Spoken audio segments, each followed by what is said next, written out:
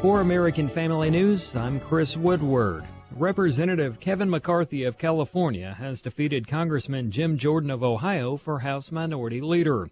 That's according to Fox News and other outlets. The vote was 159 to 43. Representative Steve Scalise of Louisiana was unanimously elected as House Minority Whip. The DOJ is weighing in on the validity of acting Attorney General Matt Whitaker's appointment to the post.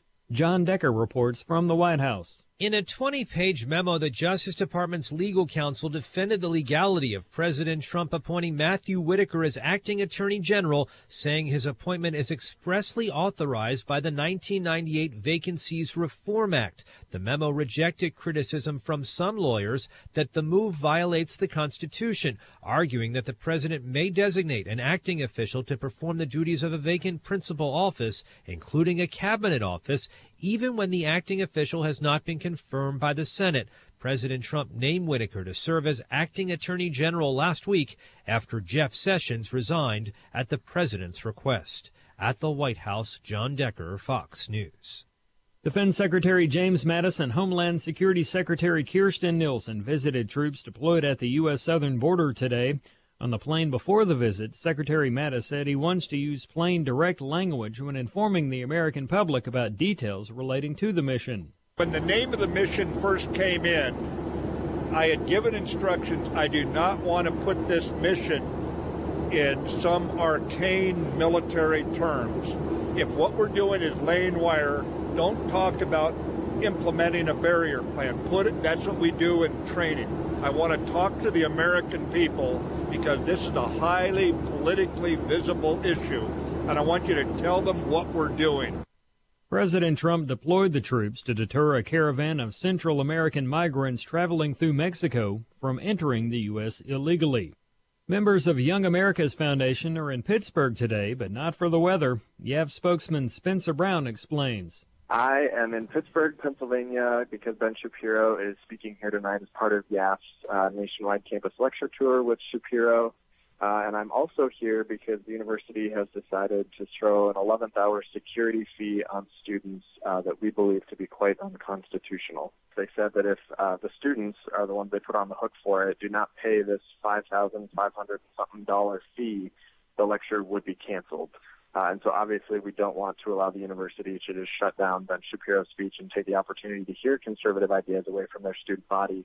So we went ahead and said that we would pay that fee, but that we were doing it under protest, and that, they need to rescind this fee or they may face, legal action from the foundation.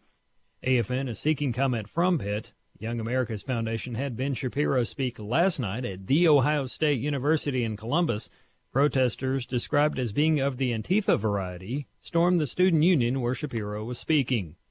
The U.S. Postal Service is reporting a financial loss for the 12th straight year, citing declining mail volume as well as the expenses of its pension and health care obligations. The loss of $3.9 billion for the budget year that ended September 30th compares with a $2.7 billion loss last year. The Postal Service is awaiting a report ordered by President Trump to address what he's described as the agency's unsustainable financial path. In final news this hour, is fish oil good for you? Fox's Joy Piazza has more in today's House Call for Health. A major new study takes a hard look at vitamin D and fish oil supplements. Both substances have been widely touted as containing properties that ward off cancer and heart problems. The good news in the study, taking vitamin D or fish oil supplements will do you no harm and they're safe. But the bad news, neither substance does anything to prevent cancer or heart problems. But when it comes to keeping cancer and heart disease away, health experts say you should stick to the strategies that work, like eating healthy, getting regular exercise, giving up smoking, and watching your blood pressure. That's all our time for this hour. Find more news at onenewsnow.com.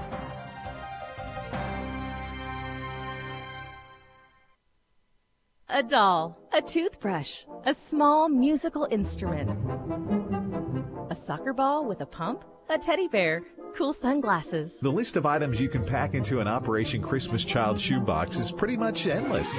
A jump rope, a toy helicopter. But the time you have to do it is not. American Family Radio reminds you that this week is National Collection Week. Click the banner at afr.net for more information, and then get packing.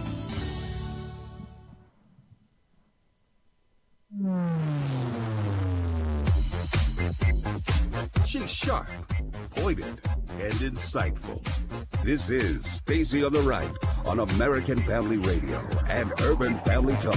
2 years ago, the American people elected President Trump to come to this town and shake it up, and he has done just that.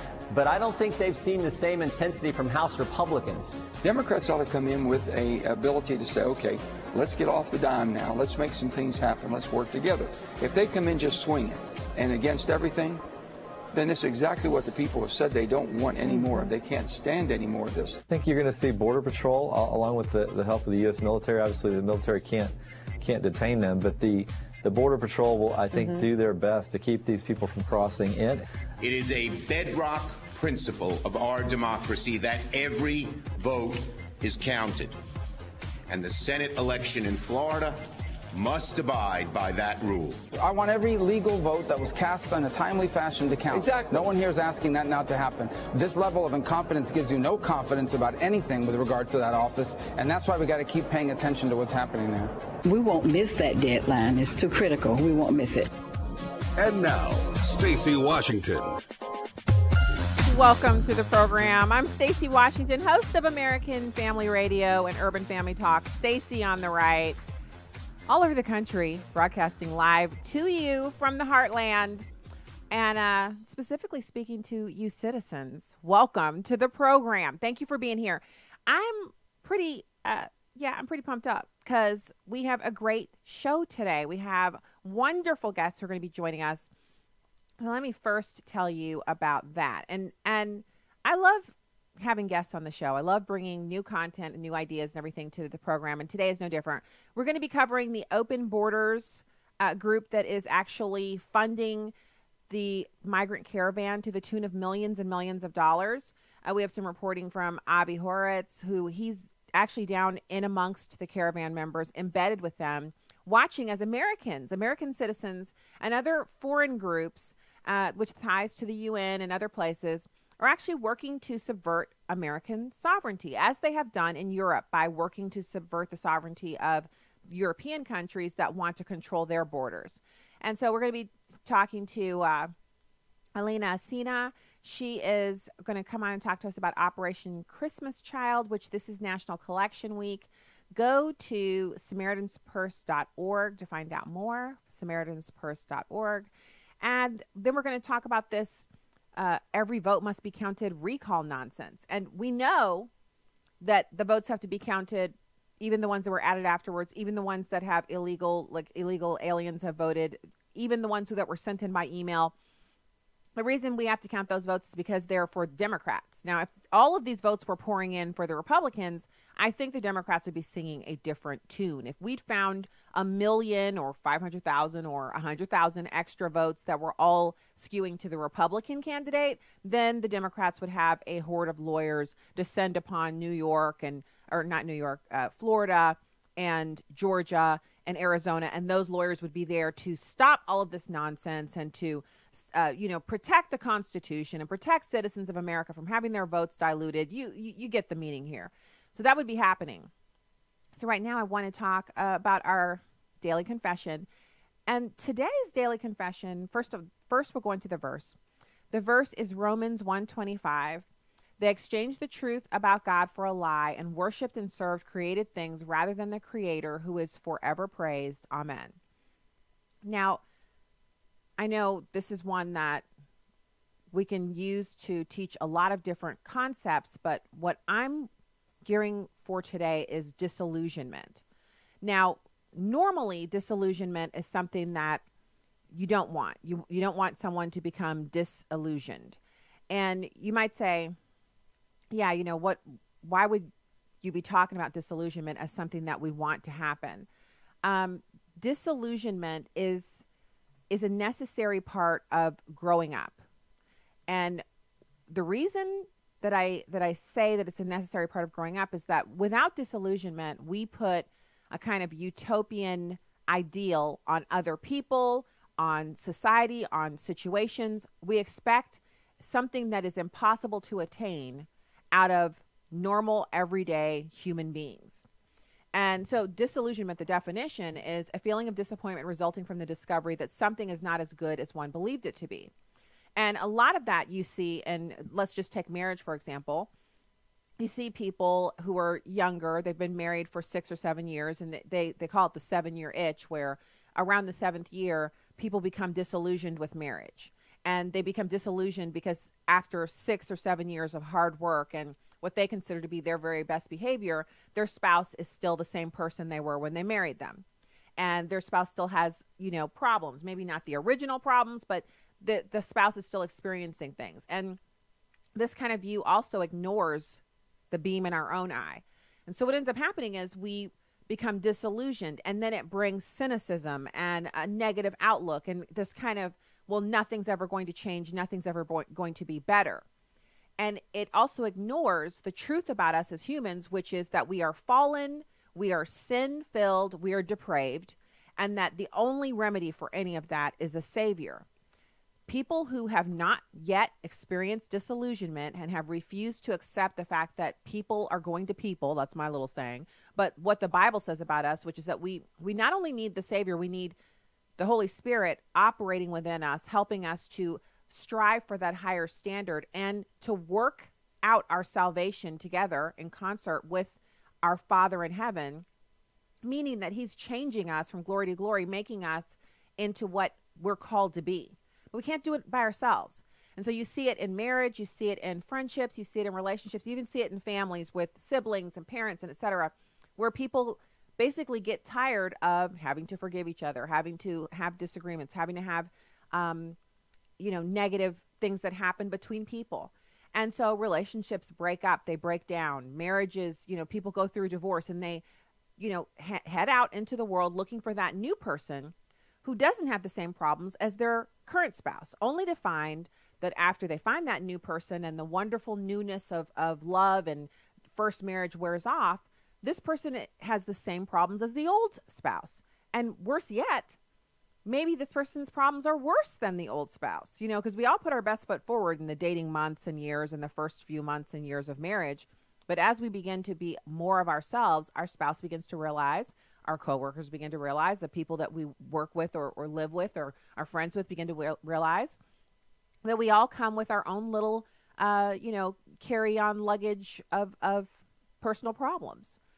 And so disillusionment is the textbook definition that says you have this discovery that something is not as good as you believed it to be. It's actually a necessary part of growing up. Now, there's only one being who can satisfy the last aching abyss of the human heart, and that is the Lord Jesus Christ. The refusal to be disillusioned is the cause of so much human suffering and broken relationships because we love the human being, but we don't love God. We put the human being in a frame that is impossible to contain them, a place of adulation or elevation or admiration where that person or that group of people, look at the way that people kind of worship politicians, if you will. Anyone that you place in a freeze frame of perfection or saying that this person can do no wrong, whether you're consciously doing that or whether it's a subconscious thing because this is what you want from that person, you're going to be disillusioned because the truth is going to be the opposite of what you have set up.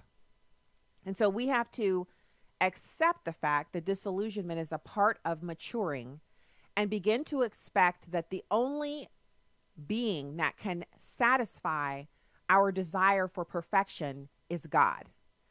All others will fail us. And I'm not talking about catastrophic failure. I'm not condoning bad behavior or people not, doing what they've promised to do, not answering their commitments. I'm not saying that personal problems or the fact that we all have our own carry-on luggage is an excuse for us not to strive to do better and to improve. But none of us can meet that perfect standard on our own. We can only strive for it through the assistance and serving, acknowledging that we need God in our lives and that Jesus Christ is that ideal and our Savior.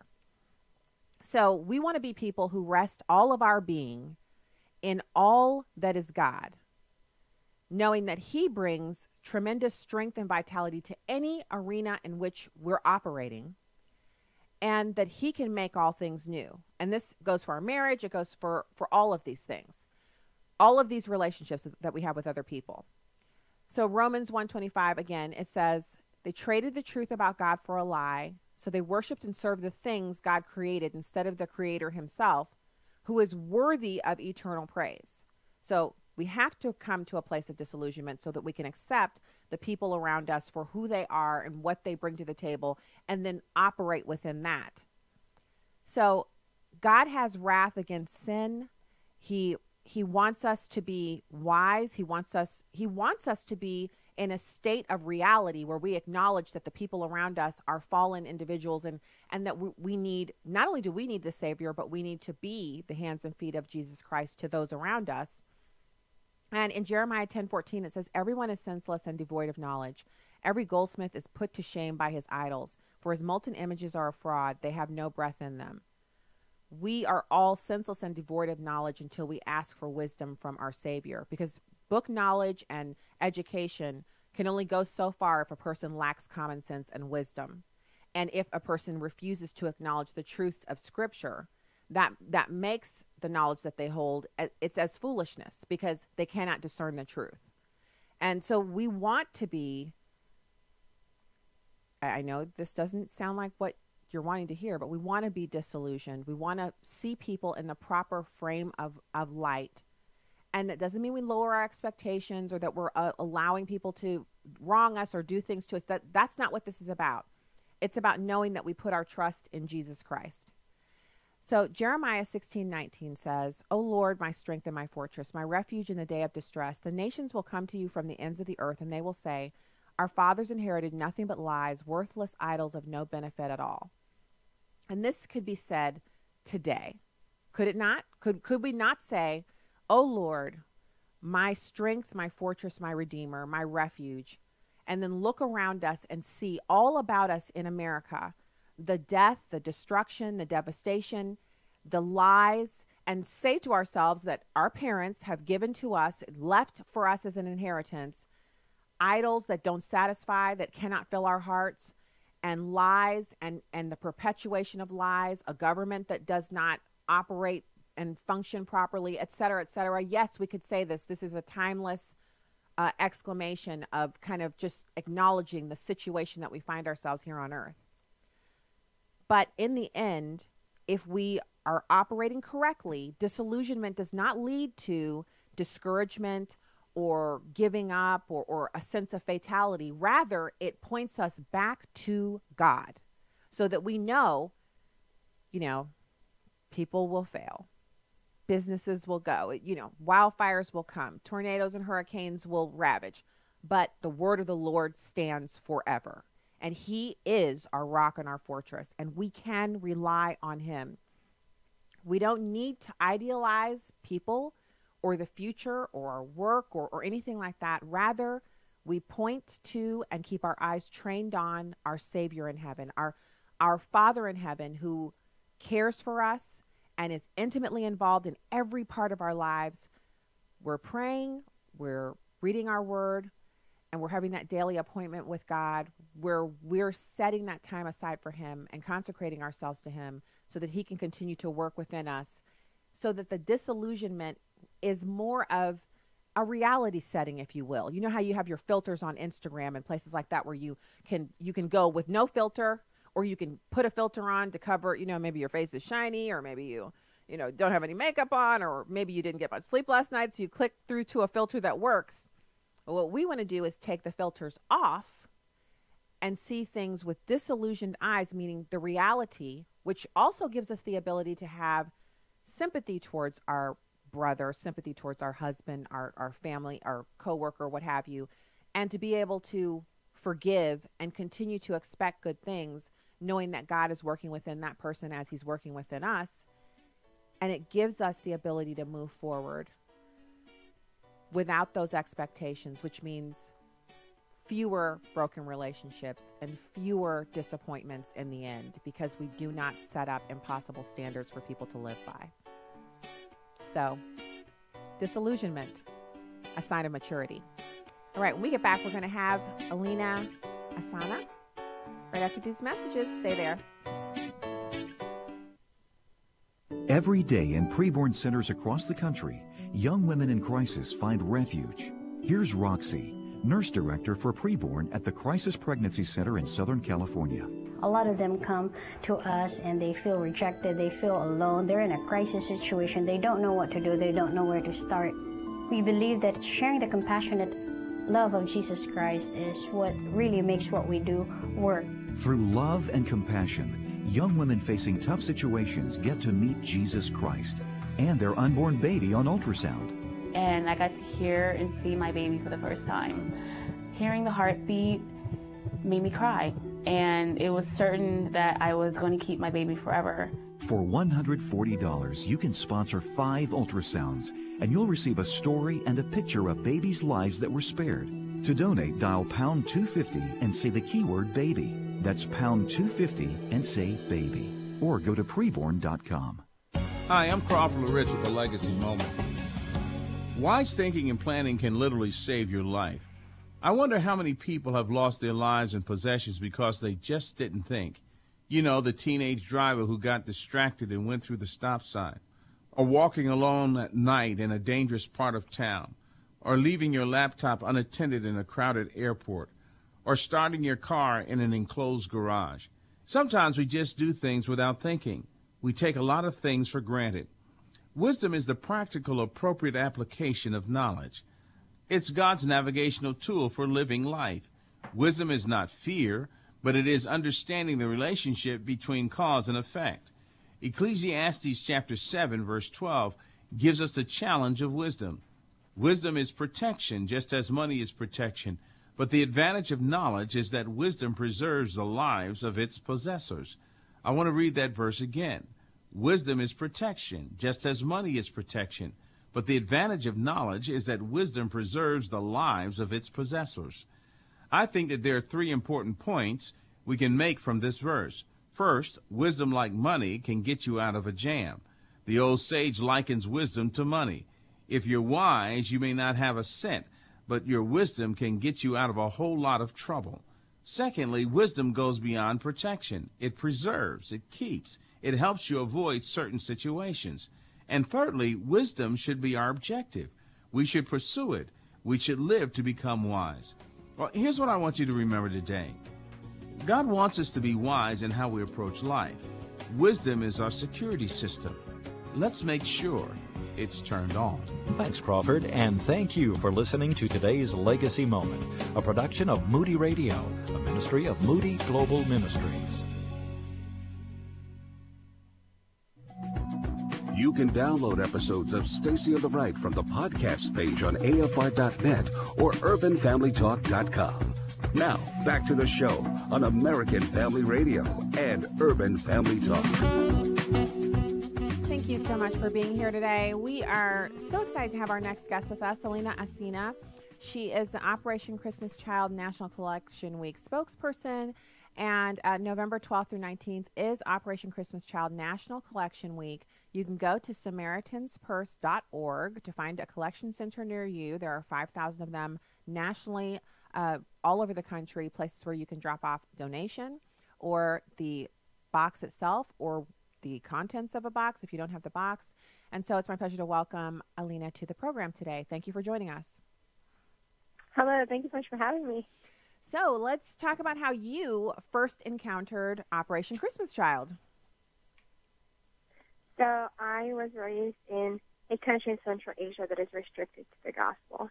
And I was raised in poverty, and I was raised in a lot of persecution because my family and I, we were believers. And when I was around 5 or 6 years old, I was invited to a church along with my family. And when we got there, we had a beautiful time of worship, and the pastor presented the gospel to everybody. And then every single child that was there that day received an Operation Christmas Child shoebox and heard that God loves them and that somebody living miles and miles away loves God so much that they want to share that love with them today. Okay, and so after you received the Christmas Child box, did you get them on a yearly basis, or was that your only encounter? That was my only encounter. As a ministry, our goal is one child, one box. because it's truly about, spreading the gospel, spreading the good news of Jesus to every child that gets to receive an Operation Christmas Child shoebox. Wonderful. And then afterwards, first let's talk about what was in your box. Do you remember the contents of your box and what you loved so much about it? Oh, yeah, for sure. So when I first opened my shoebox, and I remember actually that my shoebox was wrapped in this beautiful wrapping paper that was pink and purple, and it had Disney princesses all over it. And as I opened that shoebox, I remember taking a really big whiff, and I realized that everything in that box was brand new. And to me, that was new. And as I started looking through the items, I found school supplies. I had a box of crayons in there. I had this little heart. It was really hard. It looked like a rock. But then when you got it wet, it just poofed up, and it actually was a washcloth. I just thought it was so neat. And then in the middle of my shoebox, I found a pair of pink plastic princess shoes. And with them came a picture of this little girl who packed my shoebox for me. And to me, this was my favorite item because it made me ask why someone would do this. And it made me realize that there's a family out there who loves God so much that they want to share his love with me. And as a 5-year-old girl living in such darkness and such heaviness and hardship, God used a simple shoebox to reveal himself to me for who he truly is, and that is, a father figure who seeks a relationship with somebody like me. Wow. And the shoebox also reminded you that even though your circumstances were dire, you weren't alone because there was another family praying for you and really caring for you from very far away. Right. I mean, as I walked out that door, my physical life circumstances did not change, and maybe they're not supposed to because God never promised us an easy life. But what God did through a simple box and through somebody living in the United States was show me that I'm never alone, and that even though we will our entire life face hardship and go through the fire, Jesus will be right there with us, and that is what gave me hope. Wow. So now you speak on behalf of Operation Christmas Child to let other people know how important their gifts are. What would you say to someone out there who's like, you know what, I'm busy, it's Thanksgiving, how can my donation of $9 to make sure the box gets there, or my donation of items for the box, how can that make such a huge difference? Why is it so important for me to participate? So the boxes that we pack, we call them Go Boxes, and it stands for Gospel Opportunity. And what I always tell people is that as the Ministry of Samaritans First, our goal is not to make children happy, but our goal is to, in over 150 countries, to be able to provide the tools to local pastors and churches to be able to witness to their own community. So when you go and you pack the shoebox, the most important thing you can do is, it actually starts once you drop it off, and that's praying for the kids who are going to receive the shoebox, but also a lot of the kids who receive the boxes are now invited to come back to that same church where they received their shoebox, the same place, and come back for a 12-week discipleship program, which we call the Greatest Journey, where they get to learn about Christ, they get to learn how to share their faith, and at the end of this program, if they graduate, they go through all the 12 lessons in the 12 weeks. They receive a Bible in their own language. And so what people are able to do here, the honor we have of being able to pack the shoebox and be a part of this, we get to go where our feet cannot, and we get to carry out the Great Commission. And what I would say to people who, are just very busy right now, and I totally understand that it's this time of year, I would just encourage them to remember that Jesus said in Matthew 25, whatever you do for the least of these, you do them for me. And think that God knows that child who's going to receive that box. He knows their story. He knows their name. He knows their need. And God can use even somebody living miles and miles away to be able to share the love of God to a complete stranger. Wow.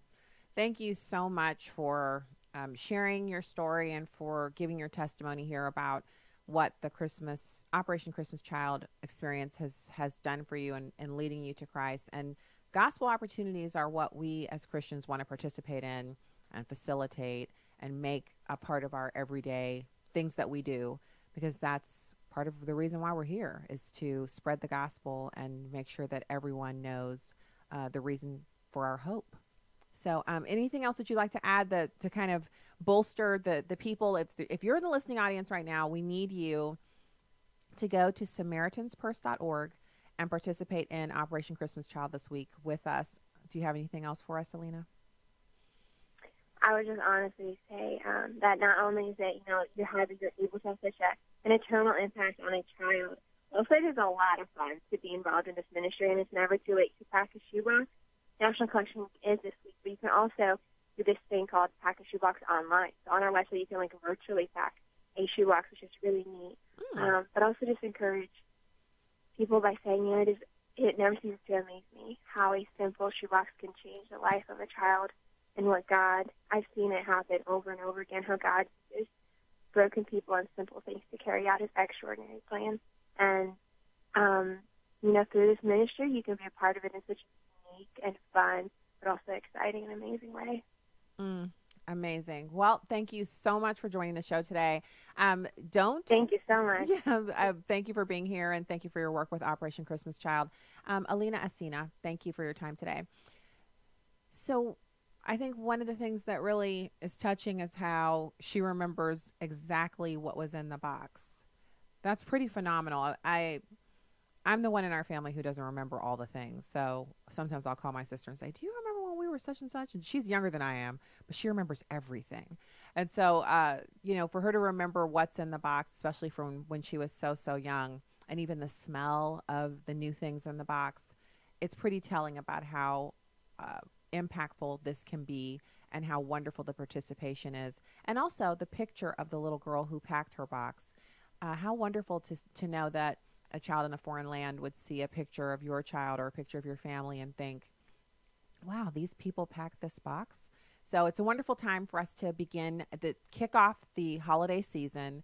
Next week is Thanksgiving, but this week is Operation Christmas Child Collection Week, and we're so glad to have you participating with us.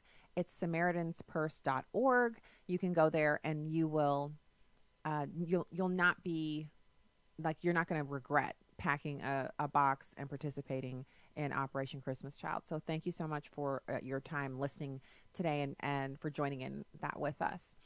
So I want to kind of run down a little bit of a few news items, but I found this piece, and you guys know I spend so much time reading different articles and kind of deciding, hey, what are we going to talk about on the show today? Hey, what's our deal?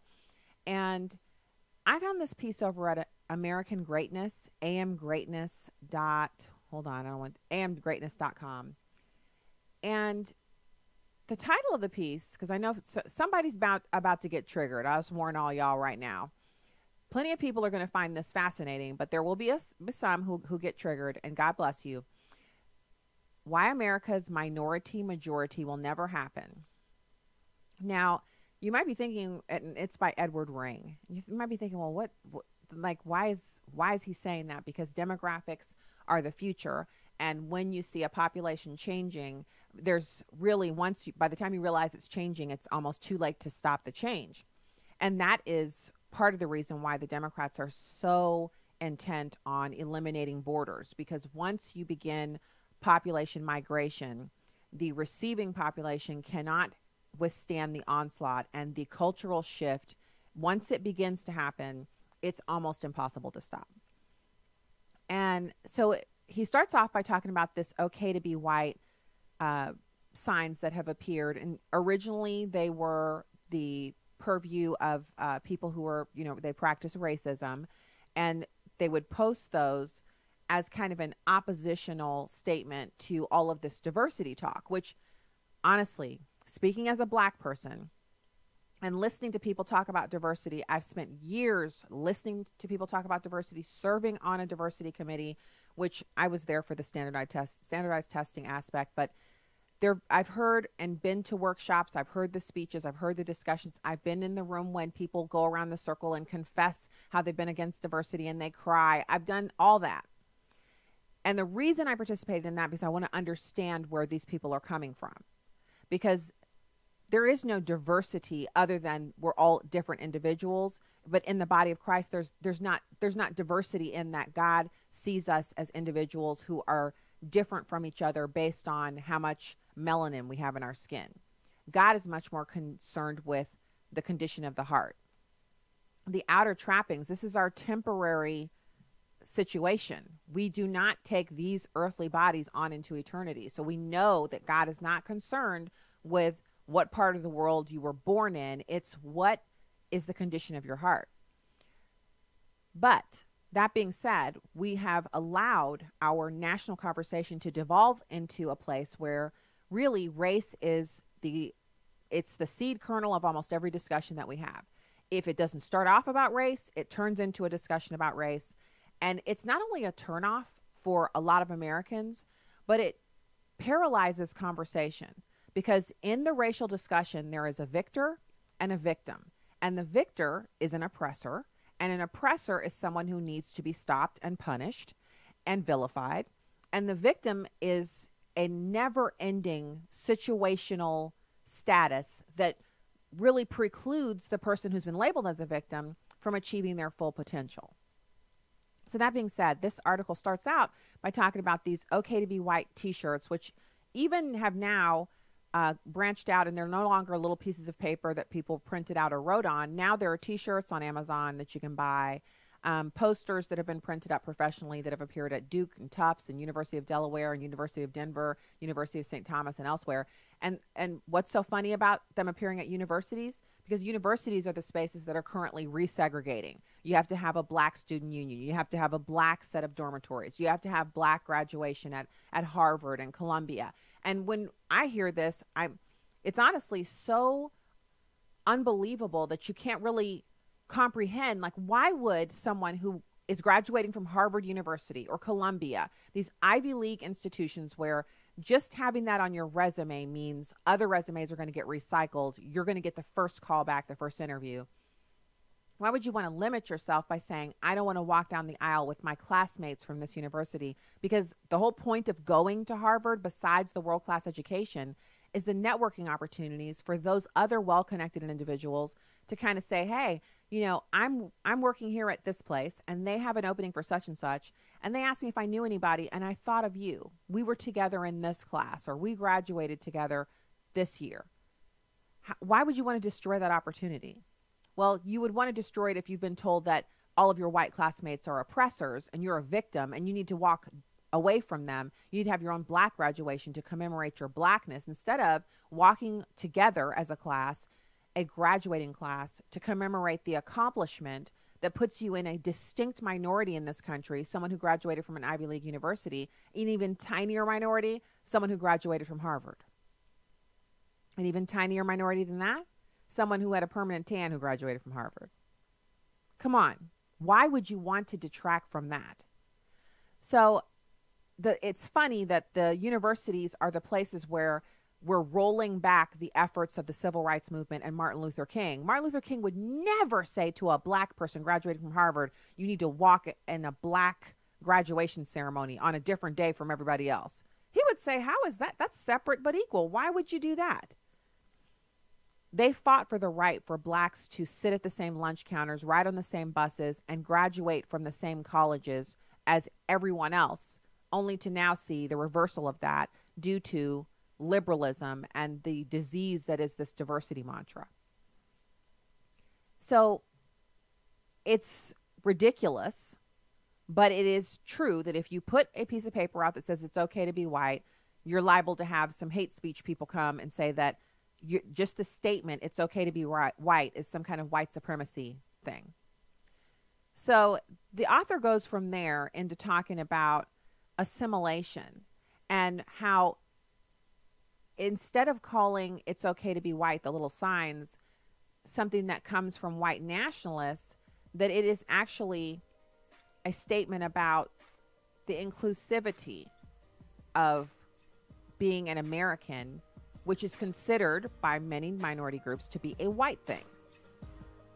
So I'll finish this up. I'll wrap up with what he said here in the piece, and we'll also take your calls at 866-963-2037, 866-963-2037. Keep it here.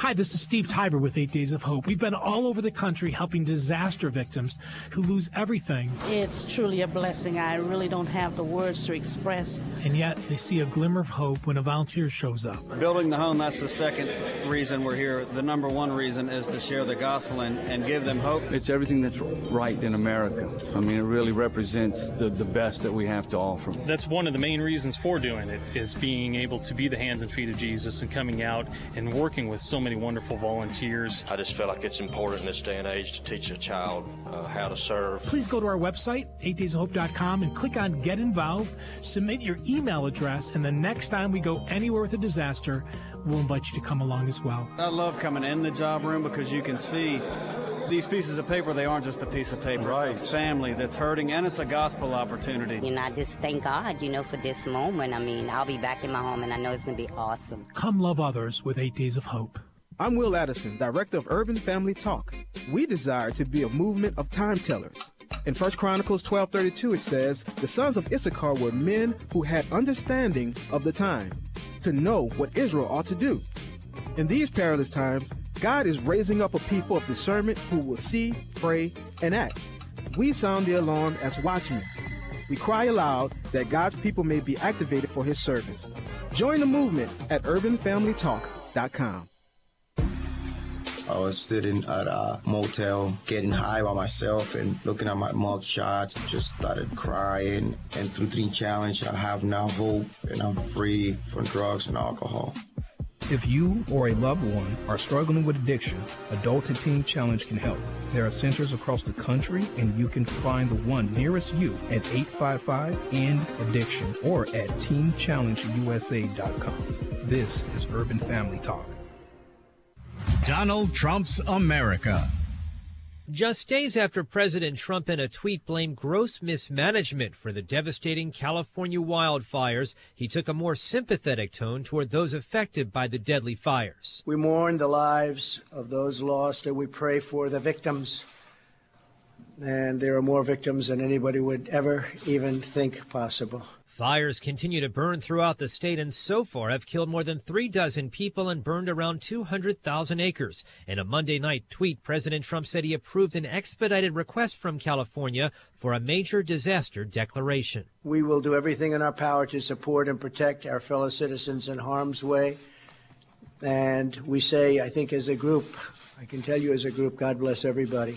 Over the weekend, the president angered lawmakers from both parties after tweeting that the state's poor forest management was to blame for the wildfires. At the White House, John Decker, Fox News. This is Stacy on the Right with Stacy Washington on American Family Radio and Urban Family Talk.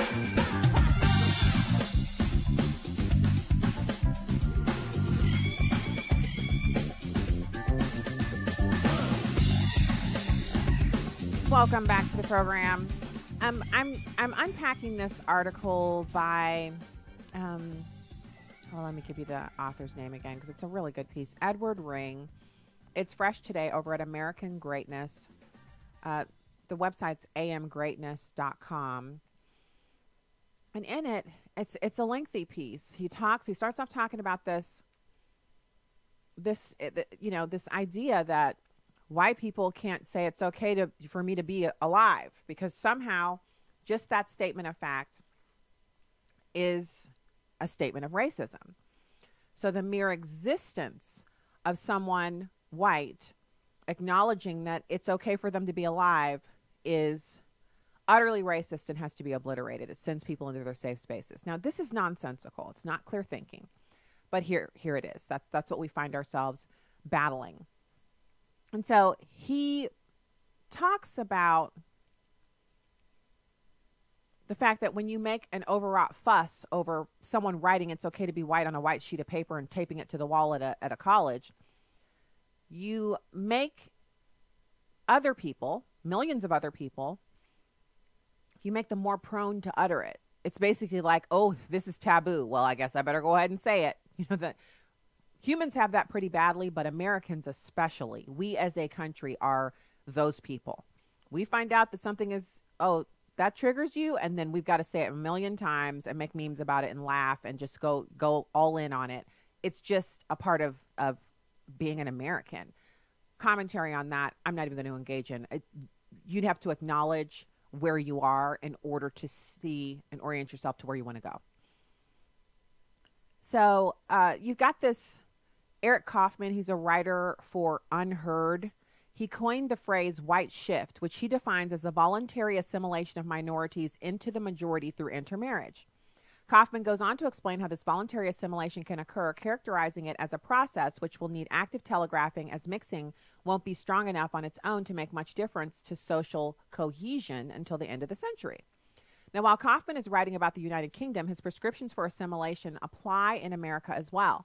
He writes that the left needs to back away from excessive accusations of racism and dreams of radical social transformation. Now, good luck with that, but this is what he's written. He goes on, he says, conservatives should worry less about Muslims, Hispanics, or the behavior of other minority groups and focus instead on defending the interests of those who seek slower cultural change. This is not just about immigration levels, but should involve ethnic majority citizens inducting mixed-race children into myths of British, or in our case, American ancestry. In this context, multiculturalism is clearly the wrong approach. Now, multiculturalism has always been the wrong approach. You never see a family of people gathered around their table talking about how different everybody at the table is. Someone might say, you don't have the hair color of your parents. Your hair color is different from your parents. But they don't say, your hair color is different from us and you're therefore not a member of our family. What they'll say is, your hair is actually not the color of me and your dad, but it's the color of your grandmother, or your grandma on your dad's side, or your great-grandmother, or your uncle. We often say that to each other at the table. You'll sit there and your child, your son will be holding their face in a certain way. And this happens to us all the time. My son doesn't really look like my dad, but he has a way of holding his face that reminds me of my father. And I'll tell him all the time, like, you're holding your face just like your papa. And my son always looks at me like I'm a lunatic, but it is, to me, he looks just like my dad in that moment. I never tell my son that he looks like some stranger or that he looks like, a member of someone else's family, because that just doesn't make any sense. So if you carry that forward, because I know this is just like, groundbreaking for some people, but for most of us, we understand that we are one people group here in America, and we all share a different ethnicity, sure. Like on the surface, we look so different, but our historical underpinnings make us one people group. And the fact that America is the only planet on earth where all you have to do to become an American is move here lawfully.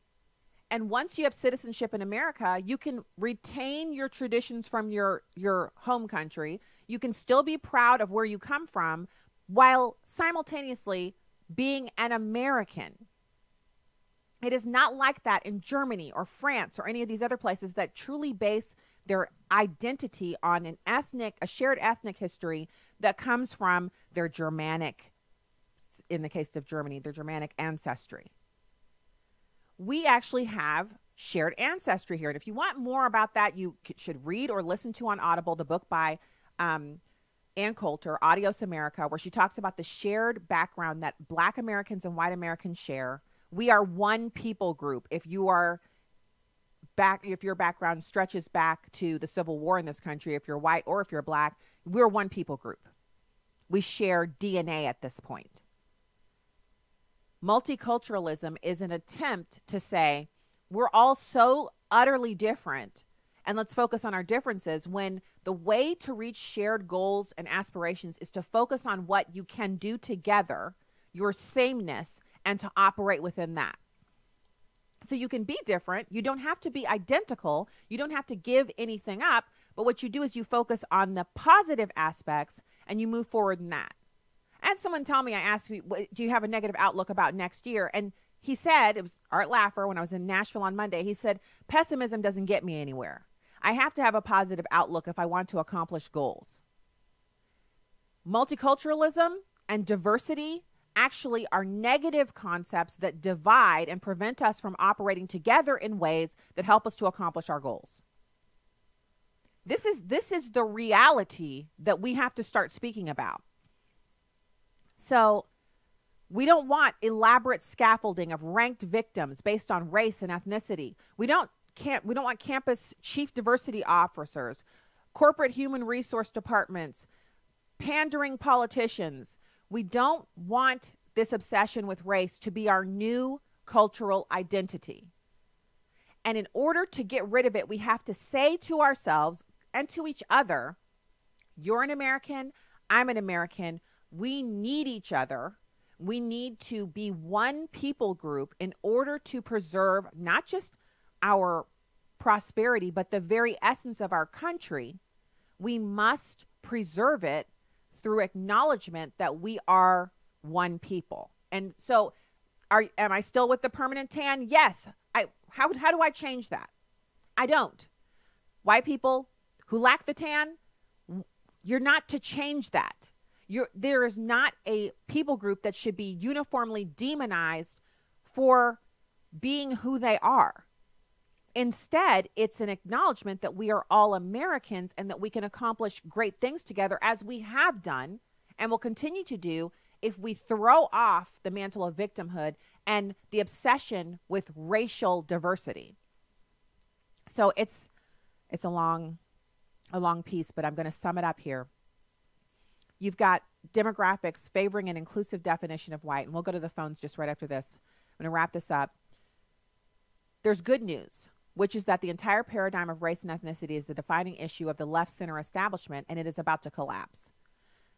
The race careerists are not expecting this. They can't counter it. And simply put, the white race is actually assimilating people of color at a breathtaking speed, not just culturally, but genetically.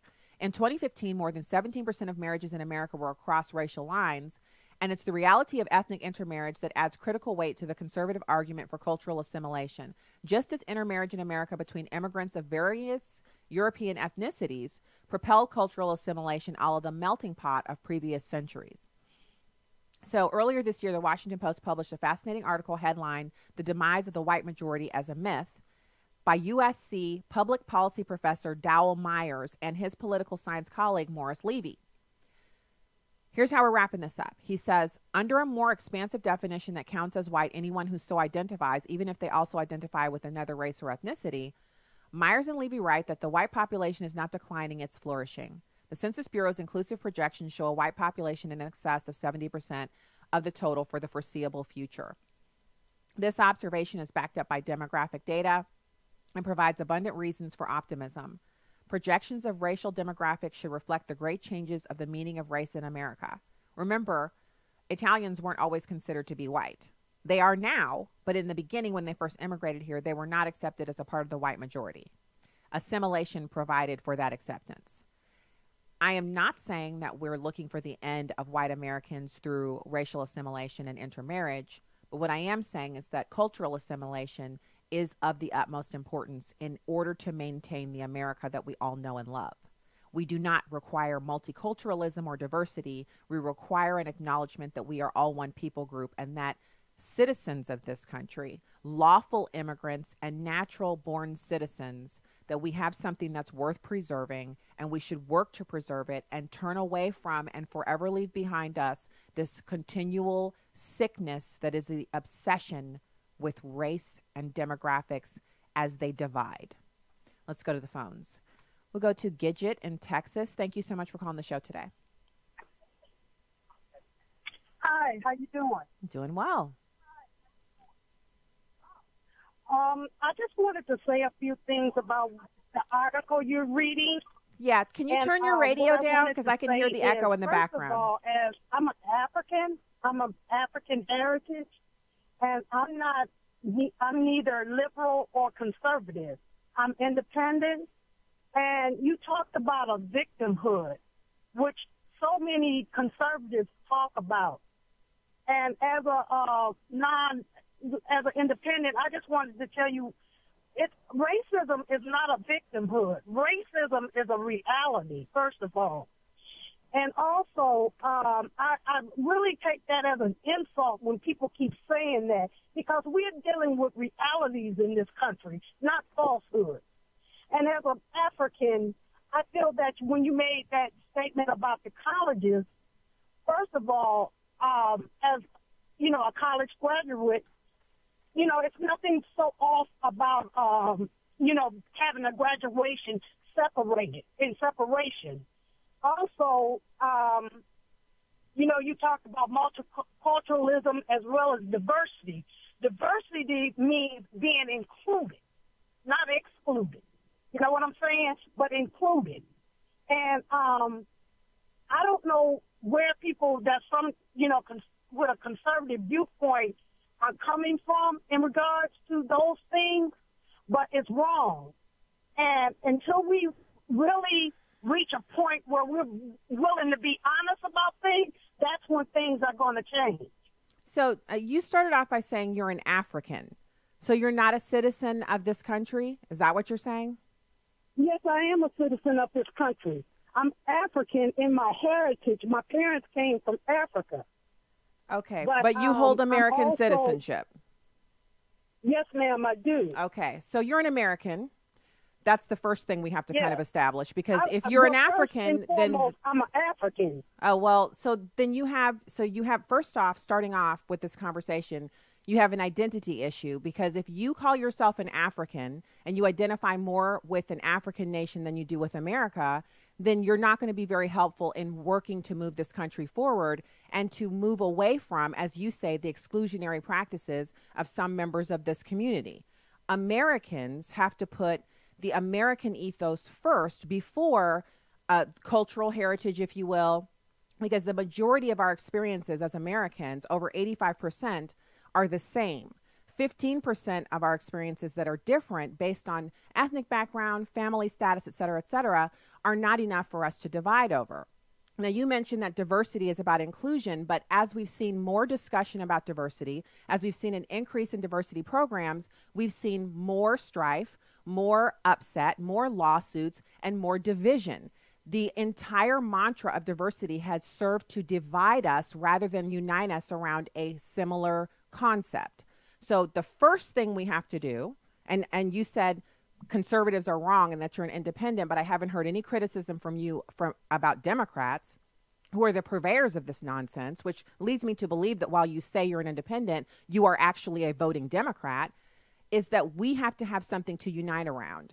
Teams don't unite around how different everyone is and how everyone has a different shoe size. They unite around the fact that they're a team and that they want to win. In order to win anything, in order to achieve anything, in order to accomplish anything in a group, you have to have unity. And what you just shared with me is a lot of really the seeds of disunity that we need to turn away from. So I'm sorry, but you are incorrect. You are either an American citizen or you hold allegiance to some country in Africa. If you say you are African, you're basically saying you're from a continent, because Africa contains many different nations.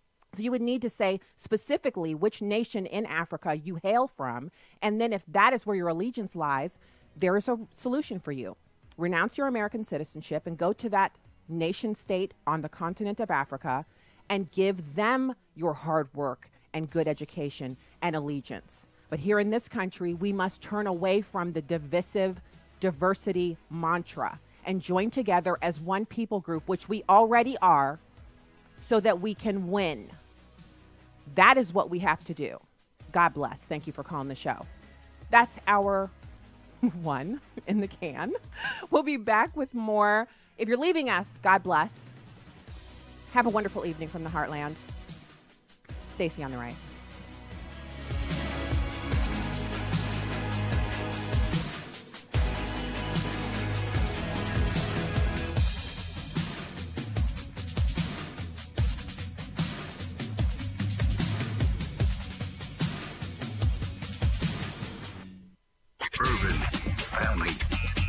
Urban Family Talk.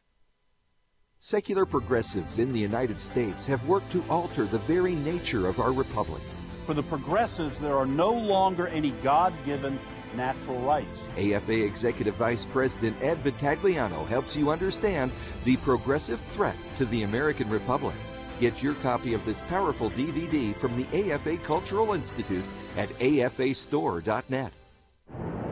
Truth, wisdom, Empowerment. Urban Family Talk. A ministry of the American Family Association. For American Family News, I'm Chris Woodward. Authorities say 6 people have been arrested on suspicion of looting homes evacuated when a deadly fire swept through a northern California town and several surrounding communities. The Butte County Sheriff's Office says deputies found 2 of the suspects hiding inside a home in the town of Paradise with a .45 caliber handgun and drugs. Deputies also found an ATV and tools the men are suspected of stealing. The fire has killed dozens and displaced thousands.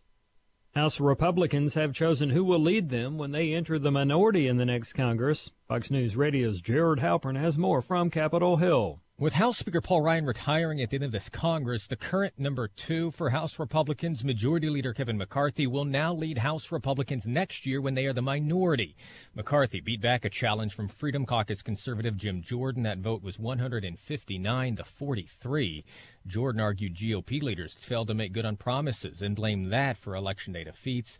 Republican Whip Steve Scalise won the number 2 spot in leadership. On Capitol Hill, Jared Halpern, Fox News. Top leadership positions will remain the same in the Senate. New details in the police shooting death of a suburban Chicago security guard.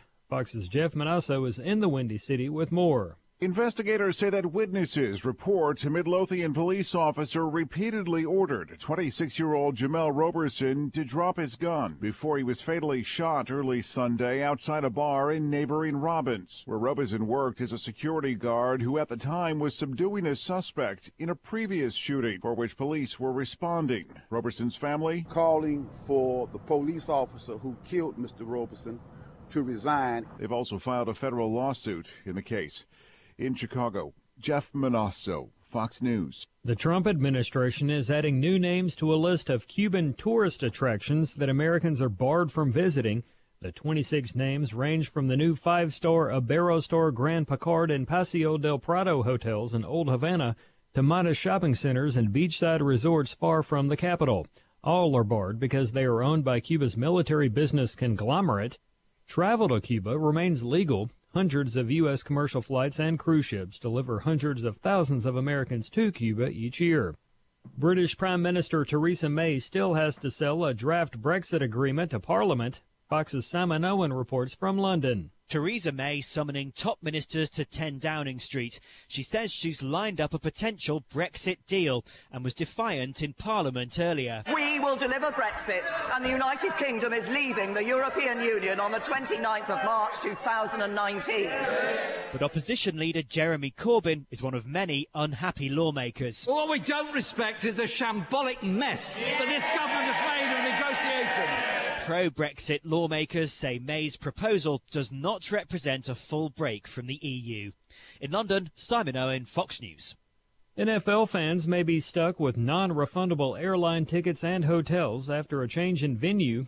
Fox's Jared Max has that story. Monday Night Football, scheduled for this coming Monday in Mexico City, canceled, relocated to Los Angeles. The best matchup this season, a Super Bowl preview perhaps, 9-1 Rams versus the 9-1 Chiefs, will not be played at Stadio Azteca in Mexico City because of great concern for player safety. The field in terrible condition because of heavy rains and a heavy concert and event schedule there. The NFL says it's unsuitable for play. So the game will be at the Rams' home at the LA Coliseum, where the Rams are offering thousands of complimentary tickets to the game to first responders and those affected by recent tragedies into the L.A. region. Jared Max, Fox News. And prepare yourself for what will definitely be really long lines on Thanksgiving weekend at stores across the nation. The National Retail Federation says 137.4 million consumers plan to shop on Thanksgiving weekend.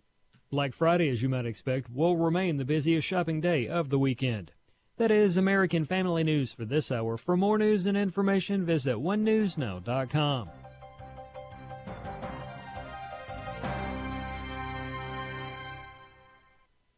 Please call your senators today. It's time to put an end to the liberals' filibuster.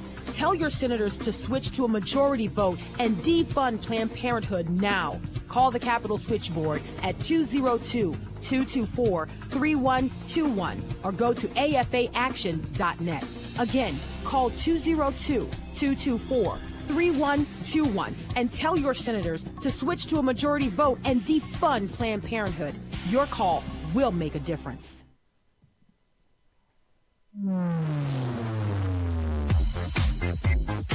She's sharp, pointed, and insightful. This is Stacey on the Right on American Family Radio and Urban Family Talk.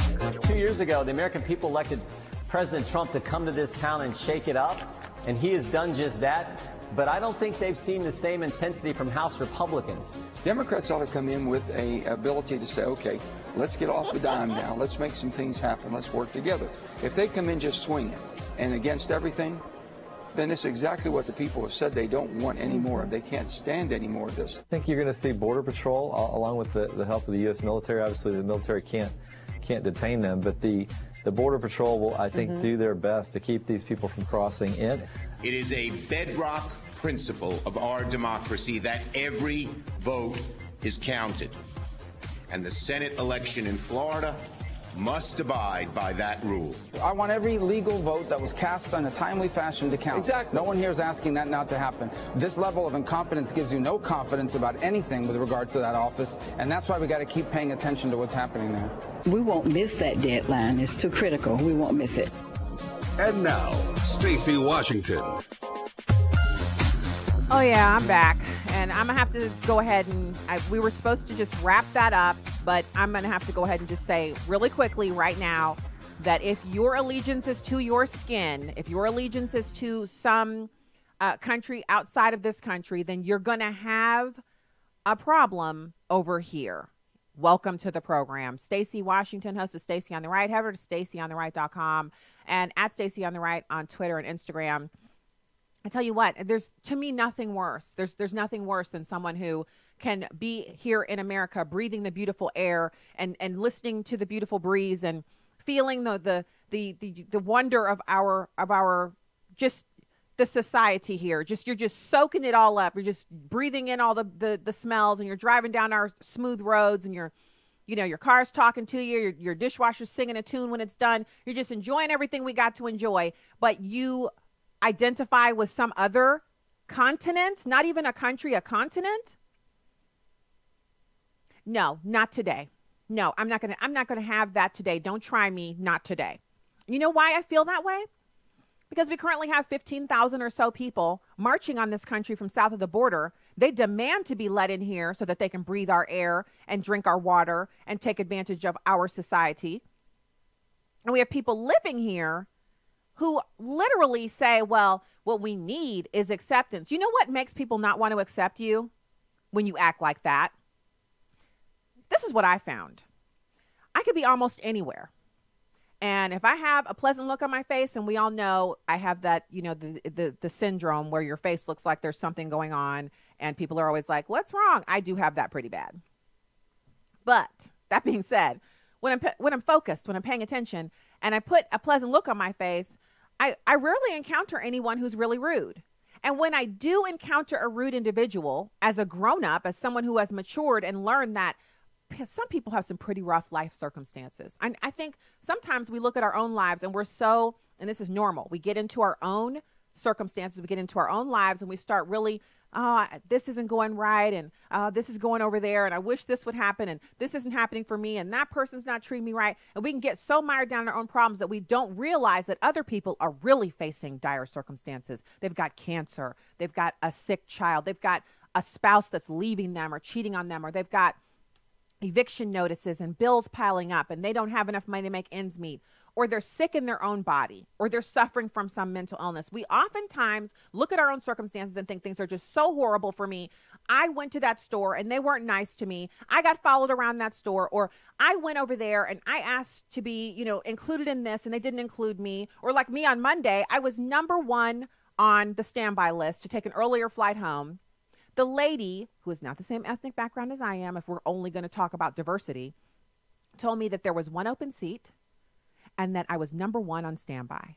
And then she proceeded to call everybody else up there, gave my seat away, and I had to wait for my regularly scheduled flight, which meant I spent 4 hours at the Nashville airport. Now, I could have said, I'm calling your supervisor because this has to be some kind of racism. But what I did do was I said, well, I got some time to spend. I went and found a coffee shop in the airport and worked. got my laptop out, worked, because I have no way of proving that what she did had anything to do with me other than maybe when she looked in the computer again, there wasn't an extra seat. What I'm telling you is that this is a trick of the enemy. It's a lie from the pit of hell that every interaction that happens between two people who don't share the same melanin content is somehow rooted in race.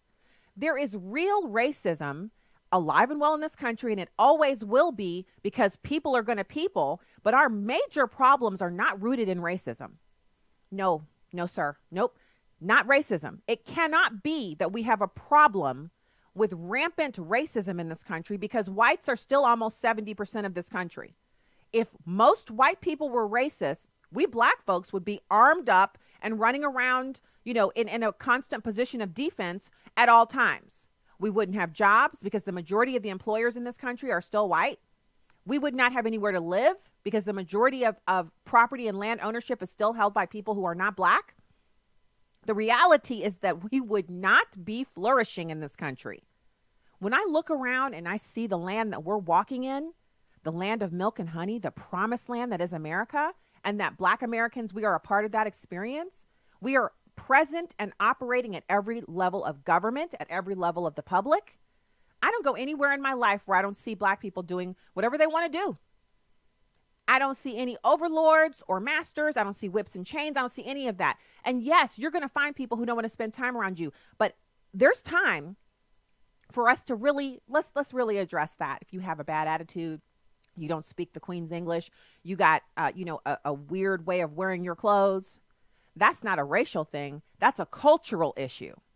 If you practice a culture that is absolutely diametrically opposed to what the majority culture is practicing, then you're going to find life's a little bit harder for you. And I'm all about individualism. I like meeting unique people. I try not to be a member of the herd.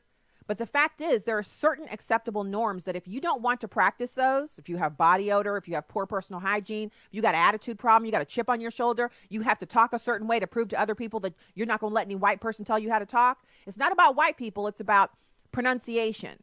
The dictionary calls for us to pronounce certain words. We only have 2 or 3 variations on how they can be pronounced. And when you participate in the English language fully and acknowledge that there are certain ways to pronounce words and certain ways to speak, you go further in this country. That's the same for everybody. Why do you think that immigrants who come here from nations that don't speak English teach their children English, and they want them in English-speaking schools because they want their kids to speak English like a native because they know their kids will go further if they do? But why is that not the same for us as black people? I guess now it's time for us to have a little bit of, some people call it going to church. It's time to have a family meeting. It's time for some people to acknowledge that going your own way hasn't really worked out for you. And that's not racism. That's you making poor decisions. So I'm absolutely about knowing where we come from. I have an aunt on each side of my family. So my original family, like where my parents, from both sides of my parents' family, they had one of their sisters on each side actually did research into who we are from that perspective, from my parents' perspective. Then my husband has an aunt who did a whole bunch of research on my husband's family, so I know where they came from. So we've been able to tell the kids, look, this is how we entered America. This is how we entered America on my side, from my mom and my dad's side. This is who we're related to. And that is great. But what is bigger than that? You don't, and I know there are other people out there who are just as patriotic, so please don't take this to mean that you can't be patriotic if you haven't worn the uniform. But there's nothing like wearing an American, your BDUs, your dress blues, your navies, whatever you got, and going across the water and going to other countries and seeing what other countries believe about themselves and what other countries, their kind of perspective about what America is. And they don't really understand it because other countries are so small in comparison to us. They don't understand that, like St. Louis, they think St. Louis is basically Ferguson and St. Louis is the suburb because of the news coverage. They don't understand that, all of Germany is like the size of Montana, and we have, just gobs of states that are 2 or 3 times the size of Montana. So it's hard for them to understand America unless they've been here. But it's not hard for us to understand the outside of this country, because as Americans, with the internet and the YouTube and everything, you can understand. And I just don't understand why anybody would say that they are an African as opposed to saying that they're an American, why you would want to identify with the continent of Africa instead of identifying with this country. And then in the same breath say that you want to be accepted, that you want to be included. Where? Where do you want to be included? Here in this country or on the continent of Africa? That's a big continent. You want to be dropped off where exactly? Where do you want to be dropped off? Never mind the fact that lots of countries in Africa practice Islam, and Islam is the most oppressive religion when it comes to oppressing black people. The only religion that currently condones slavery of blacks. The word for black person in their language is slave. So please help me understand why you would want to, identify with that rather than identifying here. Whatever Americans might be doing, whatever some nincompoop someplace is doing in America, it pales in comparison to what is going on outside this country to black people internationally, especially on the continent of Africa. And so that article that I was sharing, I didn't share it so people could call up and defend diversity. I didn't share it because we need more talk about how different we are. We need to get away from that. If someone came to you and said, the doorbell rings, you open the door, and the person who's standing there, they're a salesman, and they hand you a brochure, and you open up the brochure and they say, I'm here to help you make a plan to burn down your home. Can I come in? What would you say? Would you say, oh, yes, please do come in. I was just sitting in the kitchen talking to my husband about how we don't have a plan to burn the house down. Come on in. And then they come in and they tell you all about how, it's not just, don't just burn it down, but we're talking about burning it all the way down so nothing's left, not even the foundation. You want to completely eliminate your home. And you want to set it in motion in such a way that there's nothing left. You got to start back over again. And you want to do it when your whole family's home. Is that would you let that person in? Or would you be kind of reaching for your concealed carry position and saying, no thanks, and shutting the door? What would you be thinking? This is what the diversity people are doing. Diversity and multiculturalists are literally telling America, you know what? I don't think you're burning down your culture fast enough. I don't think you're dividing Americans fast enough. I don't think you're creating white supremacists and white nationalists fast enough. You haven't offended enough white people. You haven't blamed enough white people for the problems of people they've never met before. You haven't demonized enough Americans. You don't have enough division in your country yet. People don't hate each other yet. We don't have any race wars going on yet. Let me help you burn down your own house. What does the Bible say about that? It says that an unwise person tears down their own home with their own hands. They don't maintain their home. They don't promote their home. They don't protect it. They tear it down. They rip it apart with their own hands.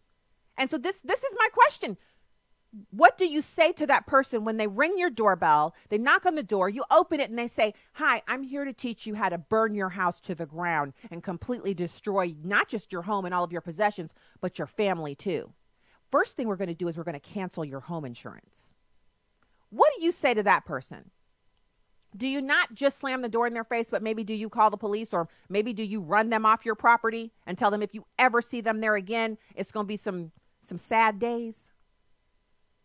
Do you defend your home and the concept that you want to bring it up, you want to build it up, you want to improve it, or do you invite this terrorist, this fool into your home, make them a hot cup of coffee, and let them lay out the plan for the destruction of everything you've worked for, everything you've prayed for?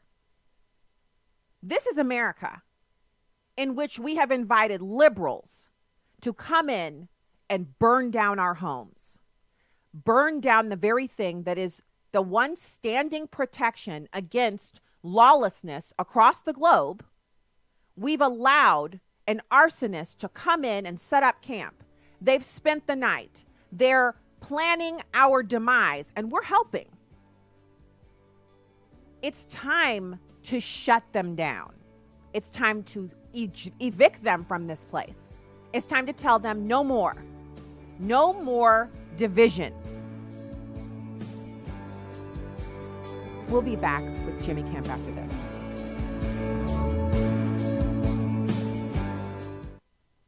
Hello, everyone. I'm Tim Wildman, president of American Family Association and American Family Radio. You know, the popularity of our spiritual heritage tours each year continues to grow. Those are our tours to Washington, D.C., Mount Vernon, Williamsburg, Jamestown, and Yorktown. Those are 2 separate trips, but a lot of folks go on both of them. But the popularity continues to grow, and we sell out 2 or 3 months in advance every year. So we're letting you know when our June and September tours are. Just go to our website, spiritualheritagetours.com. spiritualheritagetours.com. There's 2 tours. There's one to Williamsburg, Jamestown, and Yorktown, and then there's a separate trip, but they're back-to-back to Washington, D.C., and to George Washington's Mount Vernon. So, if you want to go on those tours with us, just go to the website, spiritualheritagetours.com, spiritualheritagetours.com, and check out all the info. This is Viewpoints with Kirby Anderson. Although America is certainly a divided nation, the divisions between the various tribes are not as great as you might be led to believe. Yes, the social and political debates are loud and intense, but the fringe, rather than the mainstream, gets most of the attention. A study done by the group More in Common discovered the hidden tribes of America. The researchers discovered that a small group of the liberal wing and a smaller group in the conservative wing are the ones who consistently shout, post, and vote, while the rest of America is mostly exhausted by all the rhetoric. Here's an interesting contrast. On the one hand, these 2 groups hate each other and disagree with each other on just about every topic. On the other hand, they're very much alike. Both groups are mostly white, educated, and politically active. They always vote and give time and money to political campaigns. But here is the relevant fact. The 2 groups combined only constitute 14% of the American population. In other words, 86% of most of us watch and listen to these 2 groups argue and criticize each other while ignoring the many points in common we might have. This shouldn't be a surprise to you if you've been listening to my commentaries for any length of time. In the past, I've talked about various points of agreement. For example, Dirk Phillipson made the argument many years ago that you could fill a room with Tea Party members, Occupy Wall Street activists, and concerned Americans and find agreement. He says you would find people concerned about concentrated power, out-of-control change, and concerns about a government that no longer represents the people. After this divisive election season, we need to find a way to bring the American people together. We won't bring people together if we let the 2 fringe wings of the political spectrum dominate all of our discussions. I'm Kirby Anderson, and that's my point of view.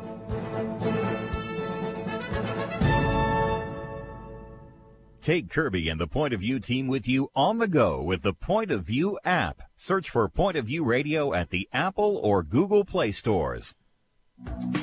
You can watch a live stream of the show on Facebook or YouTube at Stacy on the Right. Now, back to the show on American Family Radio and Urban Family Talk. Oh, yes. Welcome back to the program at Stacy on the Right on Twitter and Instagram. Thank you so much for being with us today. I had to say, I hadn't actually intended on so much of segments being on this subject, but I think it's something that everyone is starting to realize. The gig is up. The gig is up. We have an opportunity to chart a path forward in this country, and we can do it together, or we can do it by clawing at each other's throats and tearing our country down to the ground. And I, for one, want to see us return to an attitude of unity. We'll never be 100% unified. We'll never be perfect, but we could certainly do better than we're doing now on understanding that there's an end goal in mind for this nation, and everyone can participate in that, or we can just fight each other like cats and dogs. And, you know, where are we going to get from there except the Charlie Brown dirtball? What do we get out of that? All right, my next guest is the president of the Kemp Foundation, the son of former Congressman Jack Kemp. Jimmy Kemp, thank you so much for joining the show today. Stacey, it's great to be on with you. Thanks for having me. Yeah, it's good to talk to you. So you have the Jack Kemp Foundation honoring philanthropist and entrepreneur Sean Parker. Tell us about this. Sure. Last night we did our annual Kemp Leadership Award dinner. Our goal is to honor an exceptional leader who champions the American idea, which was the way my dad described his political philosophy. And the American idea at its core is that here in this country, with a deep understanding of natural law and the way that God created humans and human nature and what has happened in our relationship with God, that we're not perfect. But here in this country, created in God's image, each of us has the opportunity to not have the condition of our birth determine the outcome of our life. And that American idea is what we seek to advance at the foundation. So each year we try to honor someone who has done an incredible job advancing the American idea. And Sean Parker, who a lot of people have not heard of, is the visionary behind a policy that is now law called opportunity zones, which is a way to bring free market principles to address our problems around poverty, both urban and rural poverty. Because what we believe is that with human dignity, and what Sean Parker believes is that with human dignity, all people, especially Americans, but all people, but definitely here in America, everybody should have the opportunity should have equality of opportunity. Not equality of outcome. That's not what is guaranteed. And opportunity zones exist to help incentivize people to invest in business ideas and concepts in poor communities and distressed communities, both urban and rural. And if anybody just Googles opportunity zones, you'll see all sorts of attention around these opportunity zones and a good explanation. But anyway, Sean Parker is a technology guy who's made a lot of money, and he set out to change the U.S. federal tax code, and shockingly, he succeeded. So we gave him the Kemp Leadership Award last night at a dinner here in Washington, D.C., and we had Senator Tim Scott from South Carolina with us. We had Ivanka Trump from the White House, and we had Senator Ben Sasse from Nebraska, and finally we had President of the Heritage Foundation, Kay Coles James, and all of them talked about the American idea and their vision about how to accomplish what you just described, which is building a more perfect union. We will never be perfect, but we all need to work to build a more perfect union, and that was the spirit that we tried to draw on last evening. So it's a pretty exciting concept. I actually was in Nashville and I interviewed Art Laffer, the creator of the Laffer Curve, and he said something very similar to what you just described about opportunity zones. He was giving me a kind of a report card rundown of the state of Missouri's health in the tax arena, and he talked about the 3,000 and some odd taxing districts that we have here in the state of Missouri, where Nashville has less than 20, or the state of Tennessee has less than 20. And he said if I asked him how he would remedy the economic disparity that we see, where we have socioeconomically depressed areas where people are literally, they're so far away from the American dream, it's almost like they're in another country. And the first thing he said was enterprise zones. He would lower the tax rate on businesses and individuals to zero in areas that are economically depressed to encourage development, to encourage jobs to set up there, and to encourage people to use more of their income, to have access to it, to do more things to pull themselves out of poverty. And he was bedrock solid about it. So he also was instrumental in passing the tax reform that we are now enjoying right now this year, thanks to President Trump and so many others who had the vision to get on board and reduce corporate taxes and reduce income taxes for millions of Americans. You mentioned opportunity zones, enterprise zones, 0% capital gains rates in communities, and really encouraging banks to lend in these kind of riskier areas that banks tend not to want to lend in. Why don't we see more people on the other side of the aisle reaching out and at least being interested in investigating these types of opportunities, because there's been so much failure from, single leftist control over decades in these same communities that we're talking about? Yes. Well, Sean Parker happens to be a Democrat. He's not a political figure, but what he assembled when he was creating the Opportunity Zone legislation, and that's what he did through an organization called the Economic Innovation Group. He got a Republican and a Democrat to work on draft legislation. This is back let's see, this is back at the end of the W. Bush administration. No, actually, this is smack dab in the middle of the Obama administration.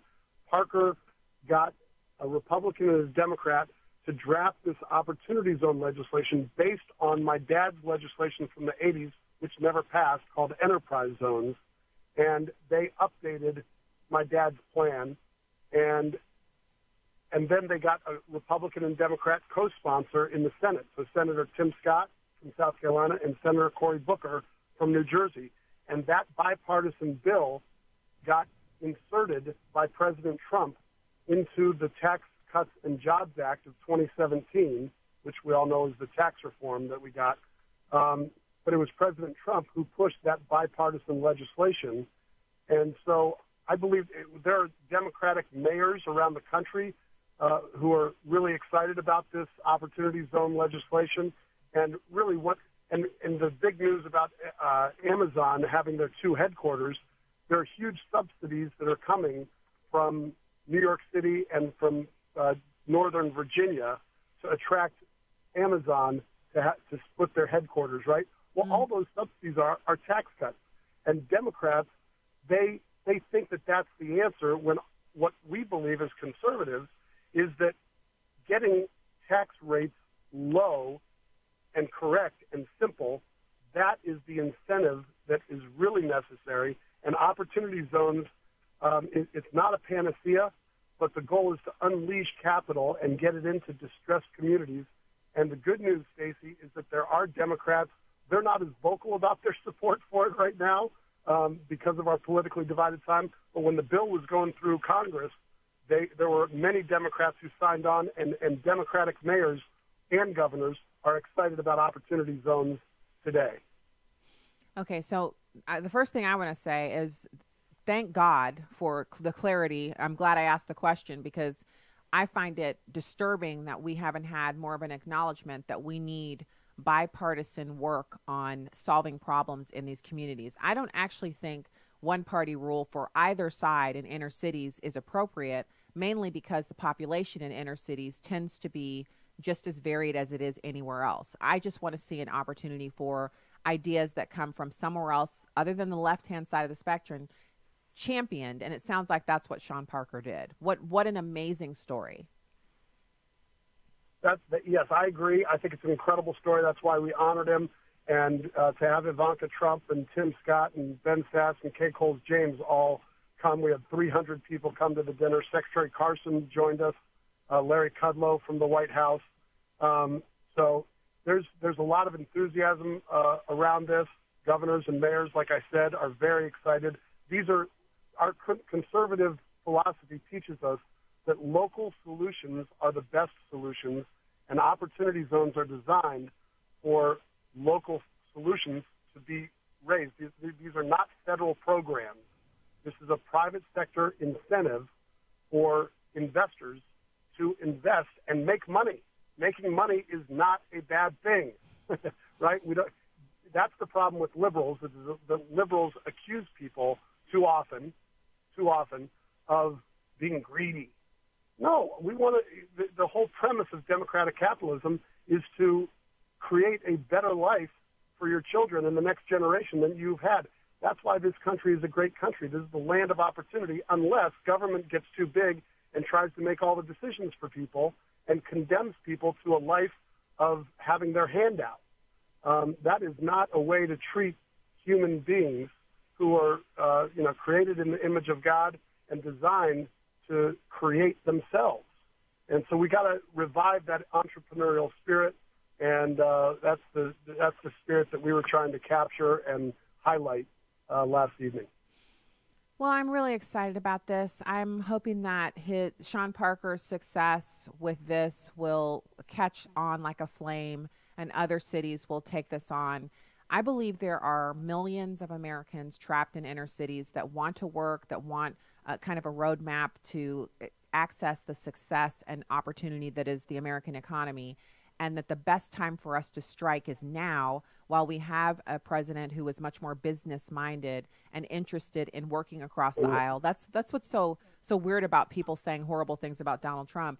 as much as, obviously he's an imperfect man and he's not always right or he doesn't always speak in ways that we would all approve of, but you can't deny that he wants to do business and that he wants to see business flourish in this country. And you have to move when the opportunity strikes. Now is the best time for any group, any interested party to access this atmosphere of the opportunity to change and to make really substantial progress in inner cities in creating new opportunities for Americans. And I know it's primarily the Black community that suffers in the inner city with poverty, but it doesn't mean we can't change that. It's really irrelevant who's doing the suffering. What's relevant is how do we stop it? How do we change it?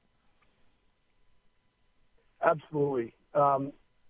You defeat bad ideas, and frankly, I think subsidies are it's a bad idea. It's a bad precedent to set. So if you look at the Amazon headquarters, it may not be huge news where you are. No, it's huge because we were in the running.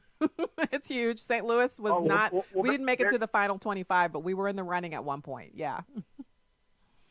Yeah. So having government subsidies is, hey, we're the government. We're smart. We know how to do things.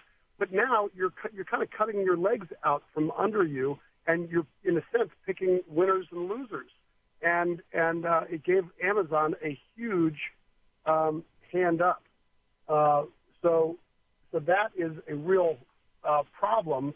We need a simple tax code. Ultimately, that's what we need. But you don't solve problems by not proposing solutions. And so, in my opinion, conservatives need to reclaim our rightful space by proclaiming what solutions work best. And those solutions come from the principles on which the country was founded, and especially understanding that we will never have perfection. I'm not perfect. I know how. I've got 4 boys, 19, 17, 15, 12. My family, man, I wish I were a better parent. I'm always trying to figure out how to get better. I get reminded of my imperfections every day. But my kids and my wife know that I'm trying. And that's our country. It should be a big family. And we do need goodwill. You were talking about it earlier before I came on, and I completely agree. But we need to identify problems, not with venom, but try to do it with clarity, and then really focus on solutions. So that's why we're really happy to highlight a successful bipartisan solution.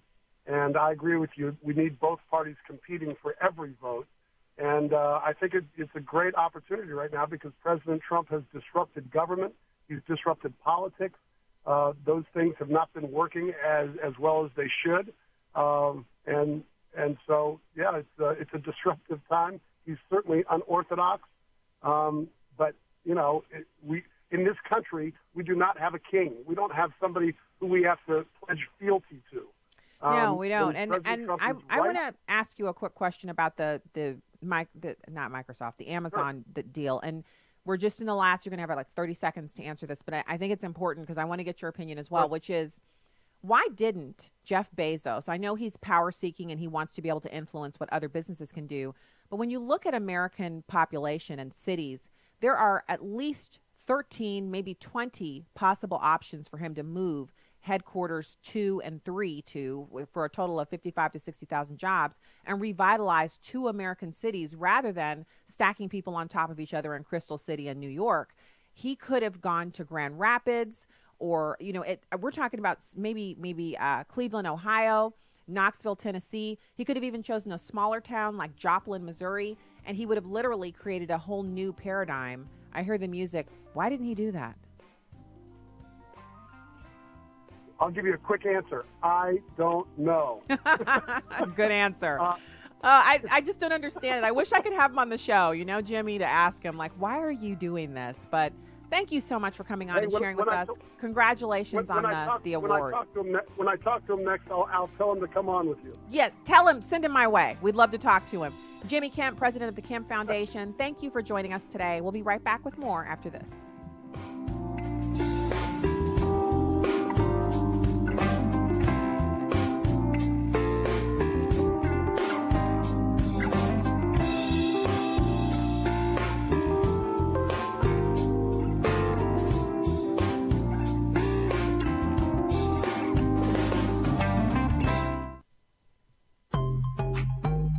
This is Just a Minute with Stacey Washington. Tucker Carlson is an author, founder of the Daily Caller website, and host of a debate show on cable's Fox News network. He is known for his brutally honest commentary on the state of politics and culture. Because of this, he has been declared the enemy of the Democrats' mob action arm, Antifa. Recently, a group of Antifa thugs calling themselves Smash Racism published Carlson's home address and filmed themselves defacing his cars and driveway while hurling themselves against his front door. The Carlson children were not at home, only his wife was. She called 911 and locked herself in the pantry. Carlson was at his office at Fox News preparing to broadcast his program. Police responded and dispersed the crowd. It's outrageous that not one of the assailants was arrested. This was no protest. It was criminal trespass, attempted breaking and entering, and destruction of private property. I'm Stacey Washington. Find out more at StaceyOnTheRight.com. We live in a day when America's families are under attack like never before.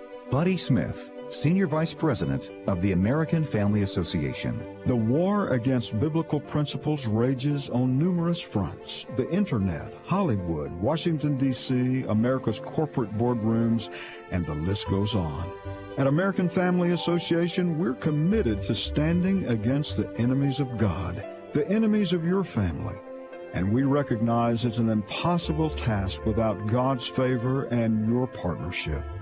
Thank you for being faithful to pray for this ministry, to give financially, and to respond to our calls for activism. What you do on the home front is crucial to what we do on the battlefront. We praise God for your faithfulness, and may He give us many victories in the battles ahead as we work together to restore our nation's biblical foundations. Securing America. 30.6 million people are expected to fly to Thanksgiving destinations between this Friday and the Sunday after Thanksgiving, an all-time high, an increase of 1.6 million passengers, more than a year ago. Our collective focus is on passengers, their security, their safety. TSA Administrator David Pekoski says additional officers and staff at our nation's airports, canine teams, and new technology awaits for safer and faster security, where checkpoints make up most of passenger wait times, with the biggest hang-up. Folks that don't know what the prohibited items are, things that we don't allow into a cabin of an aircraft. TSA.gov will answer all those questions of what you can and cannot bring with you, but officials also recommend you allow for extra time and pray, if you do, that you can avoid the busiest travel days, the Wednesday before Thanksgiving and the Sunday after. Jeff Manasso, Fox News. Welcome back to Stacey on the Right on American Family Radio and Urban Family Talk. Well, here's what I believe. I believe the law hasn't been followed from the beginning. You know, those early votes, the last time they were cast was the Sunday before the election. By law, those are supposed to be downloaded and sent to the state by 7:30 p.m. on the night of the election.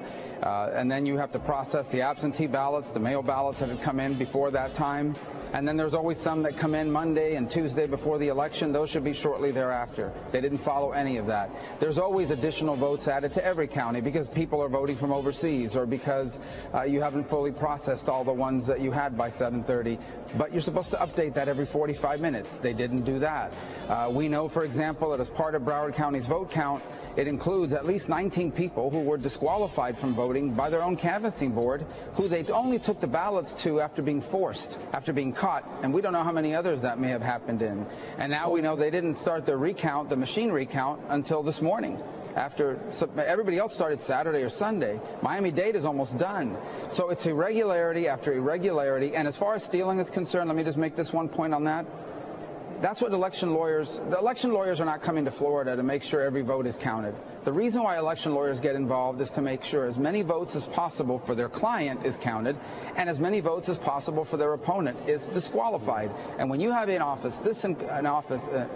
election office this incompetent and this law breaking, it creates enormous opportunity for those sorts of arguments to be made. And suddenly the election's decided by a judge or by lawyers, not by voters the way they're supposed to be. Wow, so that's Senator Marco Rubio talking about the fiasco that's going on in Florida. I encourage you to continue to pray for justice and that God would put godly people in these very very important offices. And I just want to highlight that Governor Rick Scott, it's funny that the result of this snafu and this election, this attempt at election stealing and meddling, is that he's actually got his election to the Senate bound up in all of this garbage. He should have fired that election supervisor years ago. A dereliction of duty on his part has resulted in this. I know, it's just a mess. It is what happens when lawlessness is allowed to go on unchecked. People don't say to themselves, oh, I just had enough lawlessness, I'm going to start behaving. Once people start down the path of disobedience, they're just going to keep going further and further down, faster and faster, galloping and galloping, and you see more and more other people join in. They're like, well, if you can get away with it, I can too. That's the danger. And so those who feel justified, well, we've got to win this election because we can't allow the Republicans to control this or control that. If you're participating in lawlessness in order to reach an aim because you think the aim is honorable, but you're going to use dishonorable means to achieve it, that can't be blessed. God can't bless that, whether it's in our personal lives or politics, electoral systems, at work, whatever. If you're doing it and your mind says the ends justify the means, you don't understand how this thing works. That doesn't mean what you think it means. You're not going to get the benefit, the positive result that you're looking for. So, there it is. So now I promised you, and we wound around, but the show has been good today, and I've enjoyed the guests that we've had on. And what I'd like to do now is get into this truth behind the caravan. So Ami Horowitz, his name is AMI Horowitz. He's a guy. He has this expose that he just put out, and it's called The Truth Behind the Caravan. And here he is in number 2. He literally went and was embedded with this caravan. I think he's maybe still down there traveling with them, observing what's going on. This is the news reporting you're not getting. This is what CNN will never show on their, hundreds of screens they have in airports all over the country, which, by the way, we're working on something where we're going to figure out how we can, as a community, when you think about the listening audience of American Family Radio and Urban Family Talk and how many millions of people are touched by this radio on a weekly basis, the fact that all of us have to suffer through listening to CNN blaring at like 25 on the volume control in every airport in America, there's got to be a way to put a stop to that. And we are going to come up with a plan that we can try here in Missouri, at Lambert Airport, and then replicate and hopefully send out the template for it, so other Americans who are concerned about the pervasive filth coming out of CNN being piped into people's ears against their will in airports, we got to put a stop to that. So look for that. We're currently, I've got some friends and myself who we were discussing it this morning, and we are going to make it happen. We're going to start something that we can do, actionable, that we can try to make a change there. But right now I want to get to Ami Horowitz talking about the truth behind the caravan. It's number 2. There's a massive logistical effort underway, akin to moving an army, and is clearly costing someone millions of dollars for the transportation, food, water, medicine, and services that are being provided for the members of the caravan.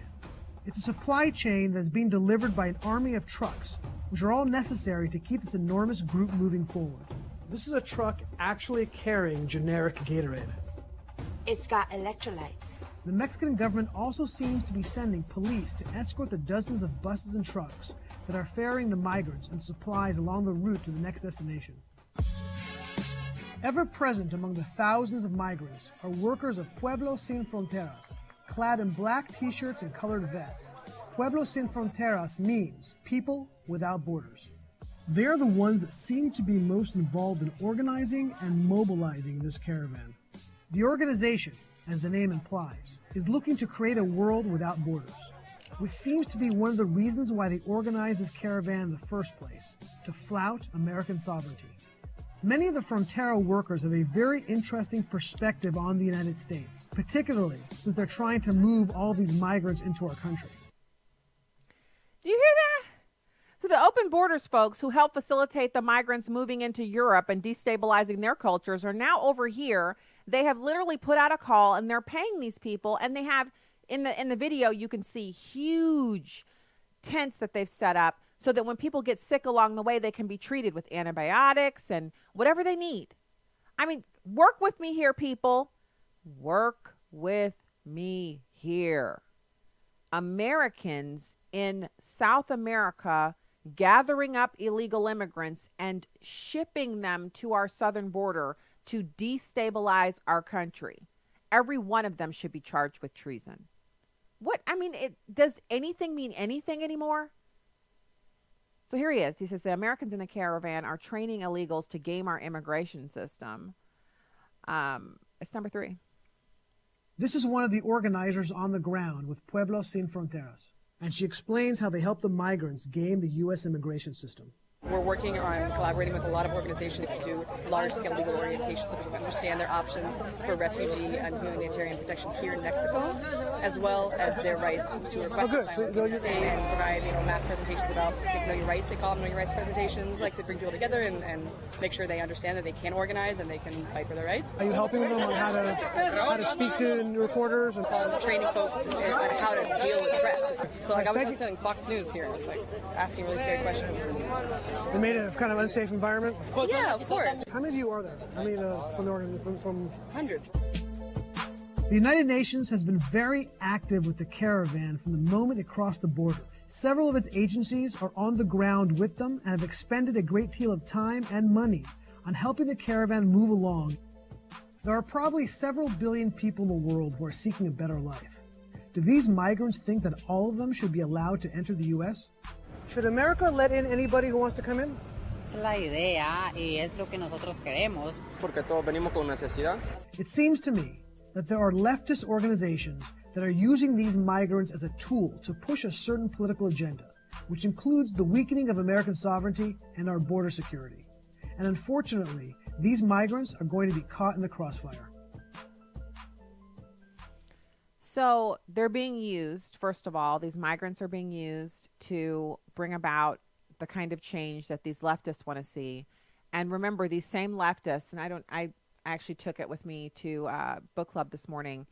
We finished for this month, we read the book Ship of Fools by Tucker Carlson, where he talks about how so many people in America who are middle class, upper middle class, they actually live in enclaves where there are tons of illegal immigrants driving in, walking in, catching the bus in to water their plants, wash their sheets, mop their floors, clean their bathrooms, watch over their tiny kids while they're at Soul Cycle and yoga classes, and their college-age kids are traveling abroad. These are people with a lot of disposable income, and that the primary reason why American elites and Asila corridor elites and limousine liberals love illegal immigrants and people from Honduras is because back in the 30s and 40s, when a lot of American households of affluence had servants, they were of Irish descent.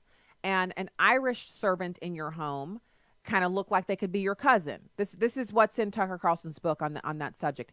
He says, you're feeling a little bit of guilt because you're like, why is someone who looks like they could be my cousin or my sister or my uncle cleaning my toilet? And if you want to say something derogatory about them to your spouse or to your kids and they're present, you can't say it because they speak English just like you. But if you bring up third world labor from Honduras or El Salvador, people who don't speak English and they don't care whether they're paid minimum wage, $5 a day or $5 an hour for them, any amount that you're offering is better than the $5 a day they're earning down at their country. They're taking a year to earn a couple thousand US dollars. In America, you could pay them, $10,000 for the entire year, and they'll work for you like they've never worked for anyone else.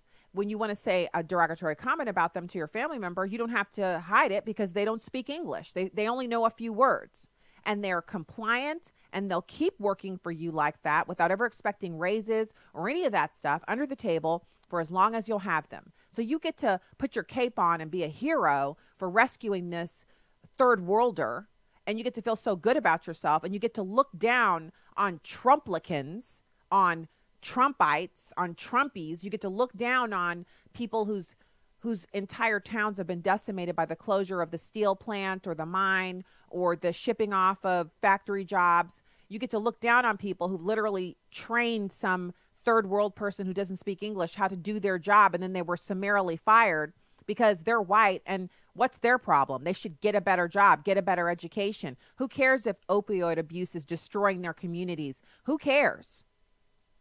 This is about saving people from Honduras. You get to put your cape on and feel really good about yourself while you're in your soul cycle class. And your husband or, your same-sex partner gets to go to a college or university where they're earning well over $100,000 a year, teaching American kids how horrible Trumplicans are and how wonderful it is to import third world labor. This is where we are in this country right now.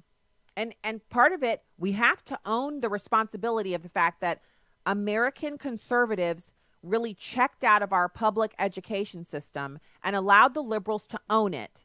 And after 25 years of them teaching our kids that America is a place to be hated, but simultaneously a place where all third worlders should be allowed to come. And now we're expecting what? These young people that you can see in the video are the product of that educational system. And never mind the fact that the neighborhood that they live in with the gated community or the private school they attended will never have one of these third world Hondurans in it, attending it. They won't have a big bus drive in with 400 of them, buses, caravan of them get dropped off in the middle of the country. These people don't speak any English. They don't know what they're doing. They just get dropped off in the middle of the country. And the town is like, where'd these people come from? You literally have a bus of folks who are illegal immigrants just show up. What are you supposed to do? Like, what are the people who live there supposed to do? I don't know about you, but I don't just have a lot of space or, disposable income to just all of a sudden 200 migrants show up. And what are we supposed to do with that? But they don't show up in these Tony communities with the gates and no, they drop them off in the interior of the country in places where social services will have to pick up the tab or the community will have to pick up the tab. This is where we are in this country. I mean, it's kind of like you can't comprehend it. And I encourage you, if you want to know what I'm talking about, so I can give you a few vital statistics on Tucker Carlson's book. First of all, it's a heavy lift in that it's chock full of information and facts, but it is not a hard read. And if you get it on Audible, you can listen to it. He reads it himself, which makes it so relatable because it's just like he is on his television show, only he's reading the book. And the information in the book I was actually surprised by some of what I learned in the book because I consider myself to be well informed, but there were areas where he did some research and brought forward facts where I was kind of like, whoa. So he took the time to put together a high quality book with great information in it. And he just presents the facts to you. Not a lot of pontificating, but he's pretty witty and very sharp tongued. So it's fun to listen to. It's a good read. It's not something that you're going to pick up and get a chapter or two in and put it down and not pick it back up again. It's a good book. I would recommend it. And I also recommend that if you like reading political books, that you put together a little group of your own. Call some friends and say, hey, let's read this book this month and get together and discuss it. And from there, you can, be a little more active. Just another way to get together with friends and enjoy. All right, that's the show for today. Thank you so much for being with us. God bless you. Enjoy your evening. Adios from the Heartland.